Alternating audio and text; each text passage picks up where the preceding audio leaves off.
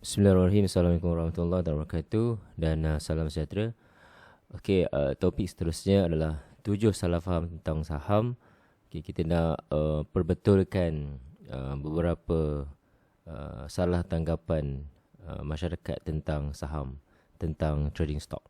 Okey. So kita huraikan dan kita summarizekan dalam 7 item ni. Okey, first kali adalah trading stock adalah judi. Maksudnya ramai orang mengatakan trading ni adalah perjudian. Okay. So untuk pengetahuan semua, okay, harga saham itu tidak mengikut nasib. Maksudnya kita trade ni bukanlah mengikut nasib. Bukanlah kita seperti apa judi, bukan judilah. Harga saham ni dia depend on beberapa faktor ekonomi, seperti ekonomi, politik dan sebagainya. So ada faktor ekonomi, politik dan sebagainya itu maksudnya ada beberapa faktor yang mempengaruhi kenaikan dan penurunan saham tersebut. Kita beli tu ada turun naiknya dan ada beberapa faktor dia. Okey. Tetapi jika kita beli, kita buka handphone, kita buka chart dan terus beli, maksudnya itu adalah judi. Kita tidak melakukan apa-apa analisis, kita tidak ada melakukan apa-apa study tentang saham tersebut. Itu adalah judi.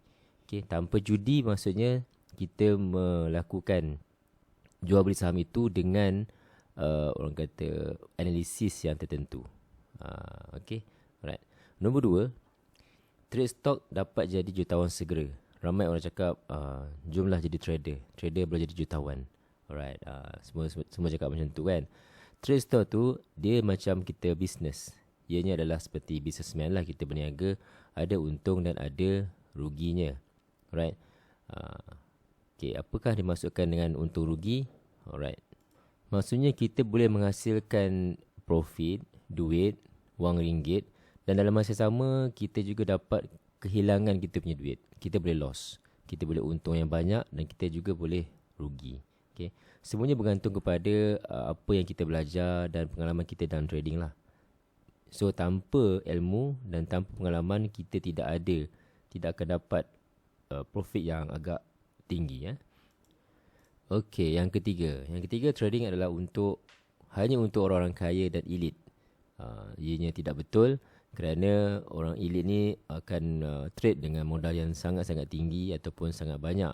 Tapi kita jika tidak kaya dan bukan golongan-golongan elit, kita juga boleh trade dengan modal serendah 20 hingga 50. Ada yang lebih murah daripada itu. Okay, ada mother stock yang harganya mungkin $2-3 saja. Kita panggil dia penny stock. So lagi murah. Ada yang murah, ada yang mahal. Okay. So tak semua stok kat US tu murah dan tak semua juga stok kat US tu adalah mahal. Sebab tu kita sebut sini ada stok murah dan ada stok mahal. Dan totally bukan untuk orang kaya dalam dunia trading. Right. Okay. Nombor 4, trader mesti ada hubungan dengan orang-orang yang terkenal. Ada orang cakap kalau kau dah jadi trader, kau mesti kenal dengan orang-orang yang tertentu, orang-orang yang dah popular. Semua fakta ini adalah salah. Sebab banyak trader yang berjaya itu dah membuktikan mereka mampu menjadi income dalam dunia trading tanpa mengenali individu yang tersebutlah. Okay. Yang penting kita kena ada internet kat rumah. Kita trade berdasarkan kepada line internet. Ada line internet, kita boleh buat jual beli tanpa mengenali orang-orang yang kita kata orang yang terkenal. Bukan macam tu. Okay. Yang kelima adalah trader itu mesti power gila dalam ilmu kewangan. Ianya tidak betul juga. Okay. Ia bukan penentu. Kerana ramai yang terlalu bagus dalam trading juga, dia tidak dapat kontrol dia punya emosi. Dia trade tu dah betul lah. Okay, dia ada dia punya trading plan dan sebagainya. Dia ada dia punya design, tetapi dengan emosi yang gagal, dia tidak dapat mengawal emosi dan dia akan loss begitu saja. Okay, kita kena ada trading plan yang bagus, design yang bagus yang kita dah tetapkan. Kat mana kita nak entry, kat mana kita nak take profit, kat mana kita nak loss. Dan kita perlulah patuhi apa yang kita dah buat kat situ. Kita dah designkan kat situ. Tapi jika emosi melebihi apa yang kita plan, apa yang kita design dalam trading plan, dan kita akan loss juga. So trader mesti power gila tu, itu adalah tidak benar. Alright. Nombor 6, trading adalah cara tepat untuk buat duit. Adakah betul? So kalau kita nak buat duit daripada trading itu adalah dengan menggunakan modal yang kita berani hilang ataupun loss sepenuhnya.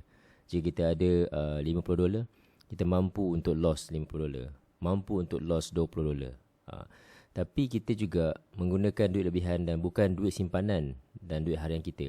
Maksud kita bukannya pakai duit emergency, bukan kalau kita ada duit ngam-ngam duit saja kita tidak boleh trade. Kita boleh trade dengan duit yang lebihan lah. Duit terlebih, macam tu. Duit terlebih kita boleh trade. Kalau duit kita tak terlebih, duit kita ngam-ngam saja, kita tidak boleh trade. Okay, saat saya akan datang setelah bermula dengan kegagalan. So ramai orang trade permulaannya dia akan gagal dan dia akan profit selepas itu, selepas dia mendapat rentak dalam dunia trading. Alright. Nombor 7 yang terakhir adalah 7 salah faham tentang saham. Trading adalah semudah ABC. Okay, trading tidak semudah buy and sell sahaja. Ia memerlukan usaha, penyelidikan dan analisa. Okay, belajar dari kesilapan dan pengalaman.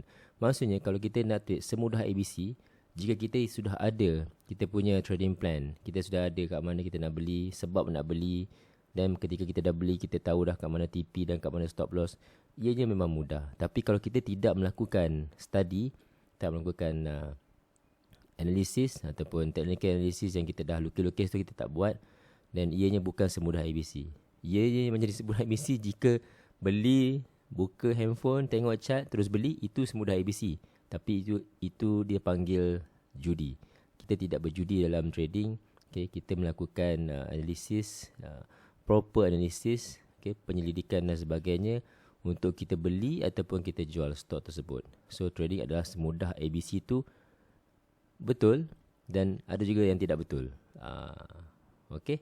Alright, so apa yang kita dah huraikan kat sini semoga dapat membantu semua dapat celik mata apakah itu 7 salah faham tentang saham.